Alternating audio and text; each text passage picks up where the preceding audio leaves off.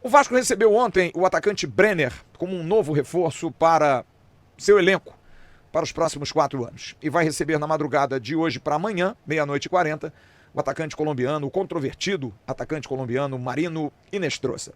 2 jogadores jovens, saudáveis, de muita capacidade técnica, bons jogadores, ótimos jogadores. Mas o que eu queria falar hoje é sobre o quanto esses jogadores potencializarão um time que me parece não ter evoluído. Não há dúvida que a troca de treinador no mundo do futebol é sempre algo que me parece ser a solução para tudo.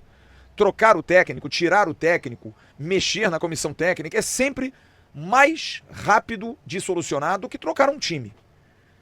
O treinador de futebol, ele é um solitário. O treinador de futebol, ele é o mordomo da história. Ele sempre paga o preço pelo fato de estar sozinho e, mais uma vez, por ser um.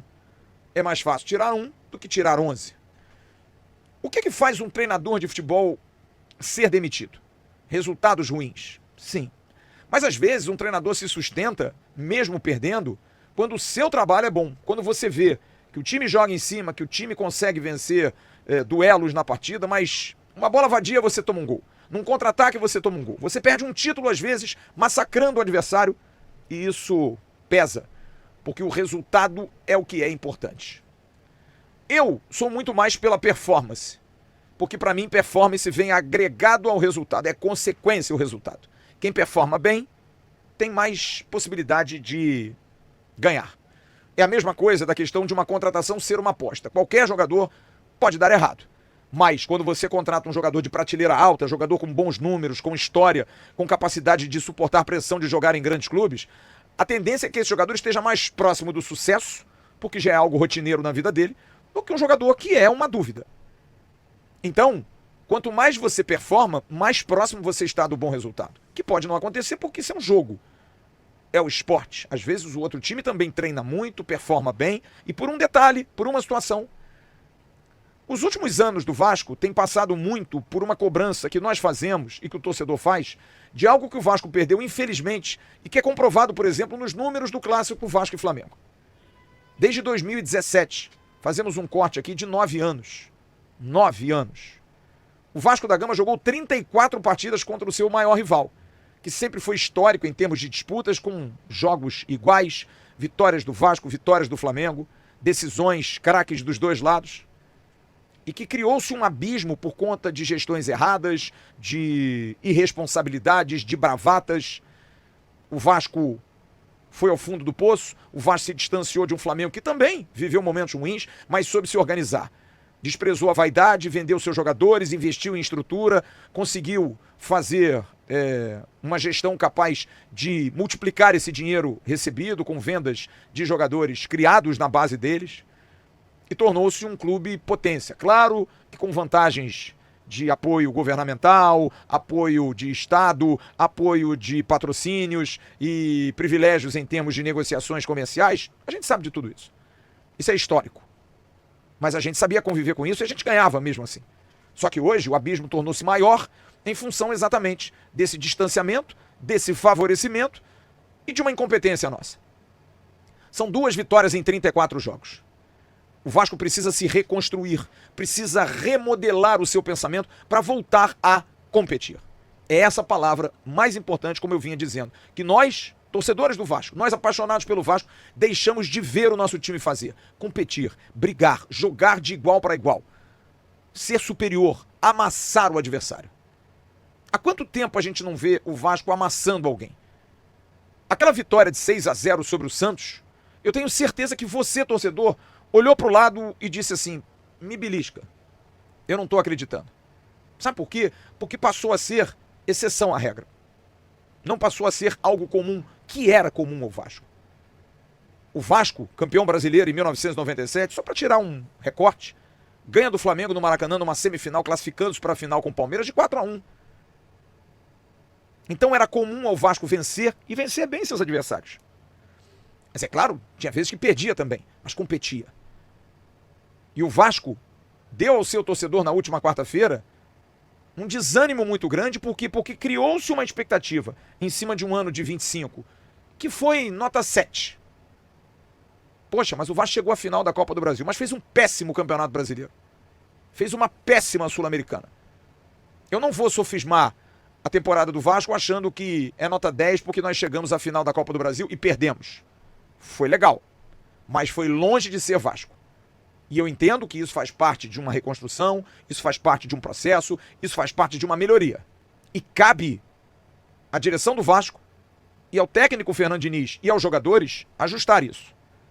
Do Flamengo, é o Vasco como principal rival ou é hoje já o Fluminense? Essa é a pergunta que eu queria fazer para vocês também. Você tem várias formas de você responder, depende do ângulo que você vai olhar, né? Você vai olhar pelos resultados e tradições, tudo isso. Você tem o Botafogo, que ganhou a Libertadores, você tem o Fluminense que ganhou a Libertadores e o Vasco que não ganhou nada. Então, mas se você pegar, por exemplo, o Campeonato Carioca agora, é Flamengo e Fluminense. O Vasco está bem atrás dos demais. Né? Botafogo, então, muito atrás. Se você pegar. Agora, se você pegar Libertadores. O momento, se você pegar o momento, não tem como comparar o Fluminense com o Vasco. O Flamengo está aqui. O Botafogo está desarrumado, está uma confusão danada. O Vasco está tentando se arrumar, não arruma. Acho o Fluminense mais arrumado, em termos do clube mais arrumado. Embora tenha feito um jogo ontem que eu não gostei, como equipe, quando você olha o Flamengo jogando, o equilíbrio que ele jogou, e o Fluminense, o desequilíbrio que ele mostrou em vários momentos, e ganhou, não ganhou de uma forma convincente o jogo, né? Eu acho, mas em termos de estrutura de clube, me parece, até pelas contratações que está fazendo, que o Fluminense está mais organizado que os outros. Essa é a impressão, nesse aspecto. Agora, eu acho que os três estão no mesmo nível, em termos de equipe, do que eles podem produzir aqui. E se for pegar, Donizete, Libertadores, o Vasco tem quatro? Duas, né? Uma, né? Uma. Foi campeão só comigo, em 98. O Fluminense também tem um, então. Copa do Brasil, o Vasco tem duas, né? Duas. O Fluminense tem uma Copa do Brasil. Né? Brasileiros, o Vasco tem 4, né? Brasileiro, 4. O Fluminense tem 3. 3. Né? Campeonatos cariocas, era Fluminense na frente, o Flamengo passou, então Flamengo, Fluminense, depois o Vasco, Fluminense tem mais. Eu estou falando em questão de títulos, né? Mas de protagonismo nos últimos 10 anos, nós podemos dizer, é o Vasco o principal rival ou é o Fluminense o principal rival do Flamengo? Cara, o Redê foi muito feliz nessas colocações dele. Atualmente, assim, eu vou pelo Fluminense, está muito mais organizado que o Botafogo e o Vasco. Agora, em termos de tradição, o Vasco ele briga muito com o Flamengo, né? Que sempre foi um time muito tradicional, que sempre bateu de frente do Flamengo, até principalmente pela torcida, a torcida do Vasco. O Flamengo sempre está ali. Eu falo que é o Tom Jerry, está sempre brigando aquelas torcidas, então eles estão sempre batendo o Flamengo e Vasco.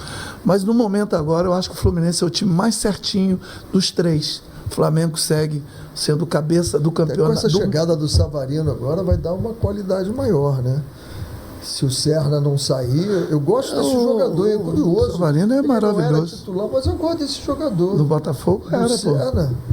Do Serna, sim. Salve, meus amigos do canal, sou o Mais Vasco News e nessa tarde de sábado vamos estar falando muito sobre repercussões do Dia do Vasco, né? O Vasco tem aí para receber o mais novo reforço, o Inestrosa, o atacante Inestrosa colombiano, que chega ao Rio entre hoje e amanhã. Flávio Dias trouxe essa informação. E o pessoal do Band Esporte, né, trouxe essa discussão.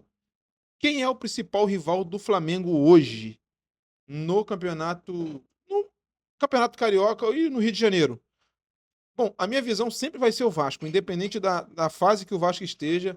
Eles têm muito mais respeito pelo Vasco do que pelo Fluminense, pelo Botafogo, tudo por conta da sua torcida. A minha visão é essa, que eu acho que a torcida do Vasco faz o Vasco ainda ter um certo favoritismo nessa questão de brigar por ser o rival do Flamengo em questão institucional. Acho que o Vasco, pela sua torcida, mostra muito que é o time que consegue essa proeza de ainda ser o maior rival do Flamengo. Não sei a sua opinião, gostaria de saber muito a sua opinião, deixa aqui nos comentários. Vamos estar trazendo também a respeito do Davidson. Ontem circulou uma informação de que o Davidson estaria negociando com o Vasco. O pessoal do BTB Esporte trouxe essa informação. Mas o Vene Casagrande, agora há pouco, trouxe informação de que o clube que negocia com o Davidson é a LDU. Inclusive, fez proposta. O Davidson, que está sem contrato, rescindiu recentemente com Fortaleza, recebeu a proposta, mas ainda não respondeu à LDU. Será que é indício de que o Vasco vai contratar ele? Eu não sei. Particularmente, acho que o Davidson já deu a questão de futebol dele. Acho que hoje no Vasco não casaria muito. E viria mais para realizar um sonho dele. E para realizar sonho já chega, né? O Vasco acho que tem que parar com isso. O Coutinho é um jogador que não entrega muito hoje. O Alex Teixeira também, quando estava aqui, o Souza, não entregaram o resultado, não mostraram a que veio. Então eu acho que o Vasco tem que procurar trazer jogadores com garra, com vontade, como esses colombianos que estão aí, tanto Andrés Gomes, Nuno Moreira, o também Inestrosa, que chega entre hoje e amanhã. Então a gente tem que pensar em jogador desse nível. Jogador que entregue dentro de campo com muita qualidade, com muita raça, muita vontade de querer ganhar algo. Então é isso. Meu pensamento é sobre isso. Eu não sei qual é o seu. E também para fechar esse giro de notícia aqui hoje, o Paulinho, lateral direito, cria da base do Vasco, também acertou a sua saída e vai jogar pelo Fortaleza. Sem custo nenhum ao Vasco, porém o Vasco vai dividir os direitos econômicos do jogador, 50-50. O Fortaleza vai ficar com 50% de uma futura venda e o Vasco com 50%. Muitos torcedores já estão reclamando porque o Vasco não liberou ele para o Atlético Mineiro no meio do ano passado. Ficou fazendo aquela jogada toda, não liberou. Tanto para o Atlético Mineiro como para o Volta Redonda, que quase contratou o jogador. Não dá para entender, mas é o que acontece agora. O Paulinho está indo para jogar a Série B pelo Fortaleza. Então é isso, rapaziada. Espero que você tenha gostado do vídeo. Deixa o seu like, se inscreve no canal e ativa o sino da notificação para não perder vídeo nenhum que colocarmos aqui. Valeu? Tamo junto. Fui.